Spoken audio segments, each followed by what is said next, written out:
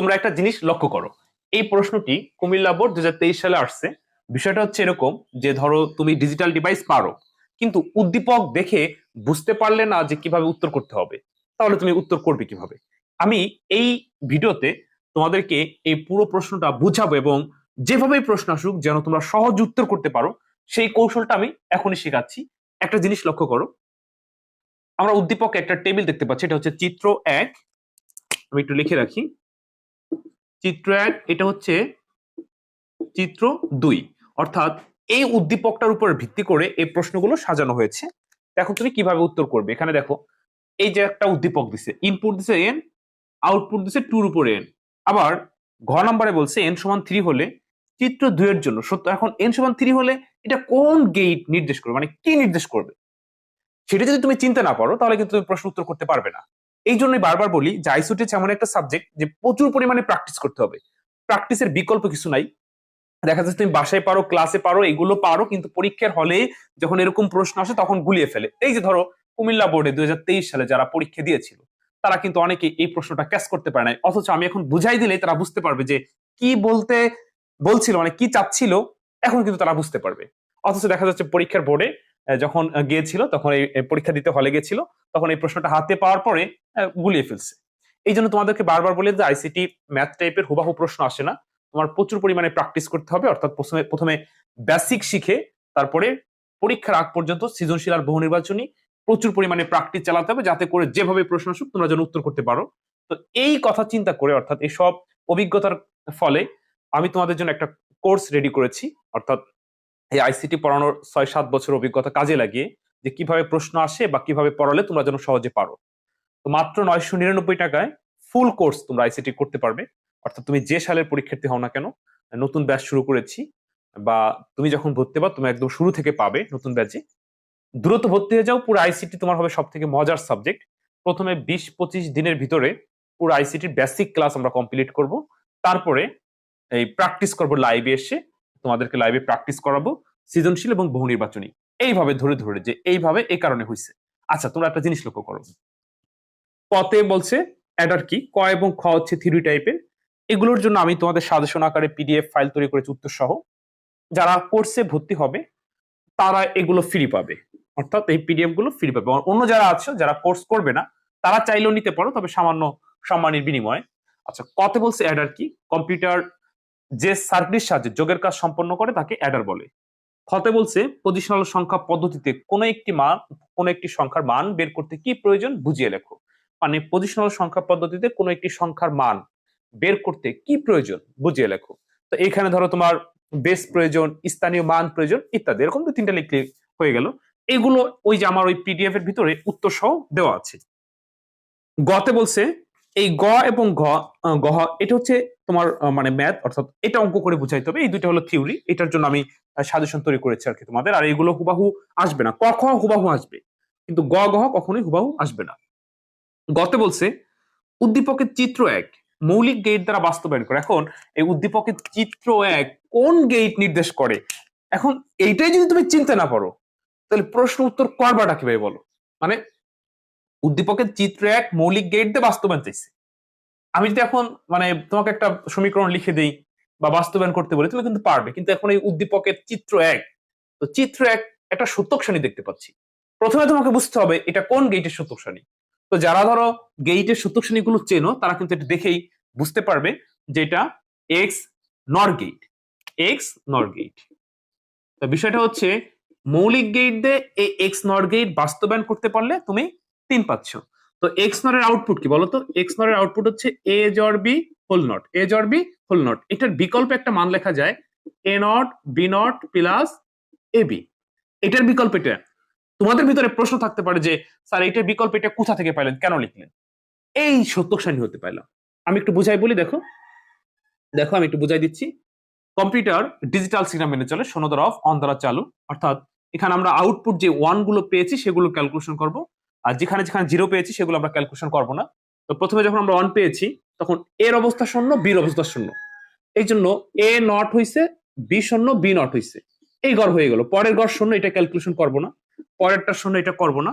পরেরটা 1, এই ঘরটা আবার নিতে হবে।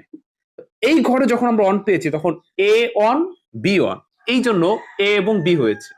বুঝতে পারছো? মানে প্রথমে এটা ক্যালকুলেশন করার পরে এক ঘর থেকে আরেক ঘরে গেলে প্লাস, পরে যখন এই মানটা আমরা বের করলাম যে এটা কেন অন পেলাম, তখন ইনপুটের অবস্থা কি এ এবং বি, এই জন্য এ বি হয়েছে। অর্থাৎ এ জর বি হোল নট এর বিকল্প A not B not plus A B লেখা যায়।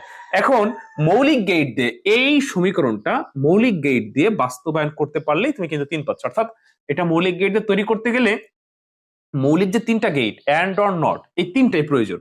কারণ তোমার এই নটের জন্য নট গেট লাগবে, গুণের জন্য অ্যান্ড গেট লাগবে, যোগের জন্য অর গেট লাগবে। তো এইভাবে তুমি গ করে ফেললা। আচ্ছা, ঘ নাম্বারটা বলছে n সমান 3 হলে চিত্র 2 এর জন্য সত্যক সারণী এবং সার্কিটের ডায়াগ্রাম তৈরি করে উদ্দীপকের চিত্র 2 বিশ্লেষণ করো। এখন বিষয়টা হচ্ছে তুমি উদ্দীপকের চিত্র 2 এর জন্য সত্যক সারণী সার্কিট যে তৈরি করবা, তুমি যদি উদ্দীপকের চিত্র 2 নাই চেনো, তাহলে কিভাবে কিভাবে এই প্রশ্ন উত্তর করবে বলো? কিভাবে করবে? তুমি তো এটা বুঝতেছই না যে এটা কি বলছে। আমি এবার বুঝাই বলি। বলছে n সমান 3, n সমান কত? 3। অর্থাৎ এই n সমান যদি 3 হয়, তাহলে এই n সমানও 3। তো এই nটা কি 2 এর উপরে পাওয়ার না? 2 এর উপরে 3 হইলে কত হয়? 8 হয়। তাহলে ব্যাপারটা হচ্ছে এরকম, ইনপুট 3 আর আউটপুট 8। তো ইনপুট যদি 3 হয়, আউটপুট যদি 8 হয়, এটা কি নির্দেশ করে? আমরা জানি যে এনকোডার এবং ডিকোডার, এনকোডার হচ্ছে ইনপুট সংখ্যা বেশি থাকে, আউটপুট সংখ্যা কম থাকে, আর এনকোডারের বিপরীত হলো ডিকোডার। অর্থাৎ ইনপুট সংখ্যা কম থাকবে, আউটপুট সংখ্যা বেশি থাকে। তো n সমান 3 হলে এইখানে আমরা যেটা পেয়ে গেলাম ইনপুট 3 আউটপুট 8, তাহলে এটা ডিকোডার নির্দেশ করতেছে। এই যে তুমি চিনে ফেলাইলা যে এটা ডিকোডার, এখন কিন্তু এই প্রশ্নটা আমার আর বোঝানো লাগবে না। তুমি কিন্তু যদি ডিকোডার পারো, অর্থাৎ ডিকোডার যদি ক্লাসটি করে থাকো, তাহলে এই প্রশ্নটি উত্তর করতে পারবে। এই হচ্ছিল ক্লাস। এই জন্যই বারবার বলি যে আইসিটি এমন একটা সাবজেক্ট যে তোমার প্রচুর পরিমাণে প্র্যাকটিস করতে হবে। প্র্যাকটিস না করলে তুমি কখনোই পারবে না। দেখো তুমি পারো, হ্যাঁ বেসিক পারো, মোটামুটি বোঝো, একটু পারো, পরীক্ষার হলে এরকম সৃজনশীল আসবে, তুমি একদম চোখে মুখে সর্ষের ফুল দেখবো, মানে একদম অন্ধকার, পারবে না। ঠিক আছে? এই জন্যই অনেক প্র্যাকটিস করতে হয়। এখন দেখো আমি একটু বুঝাই বলি। n সমান 3 হলে চিত্র 2 এর জন্য সত্যক সারণী এবং সার্কিট ডায়াগ্রাম তৈরি করে উদ্দীপকের চিত্র 2 বিশ্লেষণ করো। আমরা লিখবো উদ্দীপকের চিত্র 2 হচ্ছে ডিকোডার, কারণ এখানে n সমান 3 হলে আউটপুট হবে 8, অর্থাৎ ইনপুট কম আউটপুট বেশি, এটা হচ্ছে ডিকোডার। ডিকোডার বলতে বোঝায় যে সার্কিট কম্পিউটারে ব্যবহৃত ভাষা মানুষের বোধগম্য ভাষায় রূপান্তর করে, তাকে ডিকোডার বলে। নিচে ডিকোডারের সত্যক সারণী এবং সার্কিট দেখানো হলো। এখন সেই ডিকোডারের সত্যক সারণী এবং সার্কিট তুমি দেখাই দিলে 4 পাইবা। ডিকোডারের সেই সত্যক সারণী সার্কিট মনে আছে না? আমি যে শিখাইছিলাম তোমাদের যখন বেসিক, বা যারা কোর্স করবা তারা কিন্তু প্রথমে বেসিক শিখতে পারবা, তারপর এরকম লাইভে দাঁড়িয়ে দাঁড়িয়ে আমি তাদেরকে সৃজনশীল বুঝাবো। হ্যাঁ, তো এখন তুমি ওই সেই ডিকোডারের সত্যক সারণী সার্কিটটা দেখাই দিলা, 4 পেয়ে গেলা। তাহলে এই গতে পাইলা হলো 3, আমি একটু কালো কলম দিয়ে লিখি, গতে পাইলা 3, ঘতে 4, তো 4 আর 3 7, আর এখানে ধরো 100% 1 পাবা, কারণ একদম সহজ করে লিখবা, কম্পিউটার যে সার্কিটের সাহায্যে যোগের কাজ সম্পন্ন করে তাকে অ্যাডার বলে।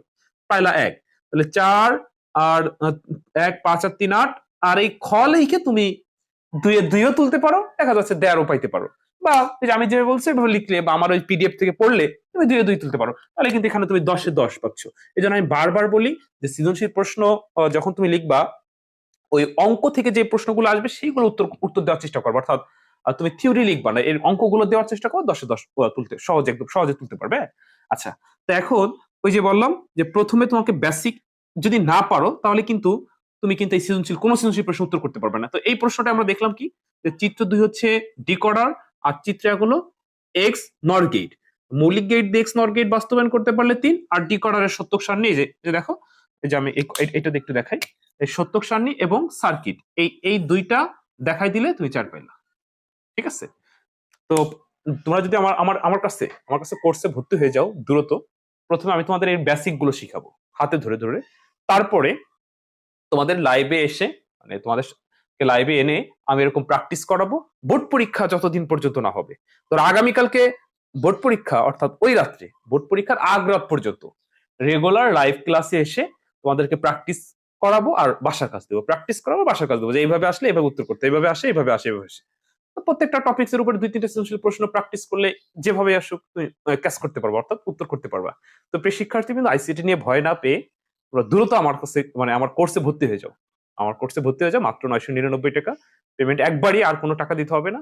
তোমার বাইরা কোথাও পড়া লাগবে না, ইনশাল্লাহ সর্বোচ্চ নাম্বার পাবে, এমনকি অন্যদেরকেও পড়াইতে পারবে। মানে তুমি অন্যদেরকে বুঝাইতে পারবে যে এইভাবে পরীক্ষা হলে আসে, এভাবে লিখতে হয়। সর্বোচ্চ নম্বর পাওয়ার নিশ্চয়তা আমার কাছ থেকে নিয়ে নিবে। অনেক শিক্ষার্থী আমাকে বলে স্যার একটা ডেমো ক্লাস, আমার ক্লাস ওই এক্সট্রা করে দেখা লাগে না। যদি কেউ আমার কোর্স করে আইসিটি বুঝতে না পারো, তোমরা যে সম্মানটা আমাকে দিয়েছো 999 টাকা, এটা ফেরত দিয়ে দিবে। আমার কোর্স করে তুমি আইসিটি বোঝো নাই বা আইসিটিতে খারাপ করছো, এরকম যদি কিছু হয় আমি টাকা ফেরত দিয়ে দিবো। ঠিক আছে? তো প্রিয় শিক্ষার্থী কিন্তু যাই হোক, আইসিটি নিয়ে কোনো টেনশন করো না। তোমরা এই হোয়াটসঅ্যাপ নাম্বার এসএমএস করে আমার এই কোর্সে ভর্তি হয়ে যেও। আমি যতদিন পর্যন্ত আছি ইনশাল্লাহ একদম বোর্ড পরীক্ষার আগ পর্যন্ত তোমাদের পাশে থাকবো, সহযোগিতা করব। তো যাই হোক, আশা করি এই সৃজনশীল প্রশ্নটা তোমরা বুঝে গেছো। এরপর যদি কোনো সমস্যা হয় অবশ্যই আমাকে কমেন্টে জানাবা।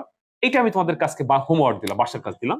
তোমরা এইটা নিজেরা, এখন আমি তো বুঝাই দিছি বেসিক, নিজেরা এইটা করে দেখো 10-এর ভিতর 10 পাও কিনা। যদি না পাও আমি পরবর্তীতে আবার তোমাদেরকে সাহায্য করব।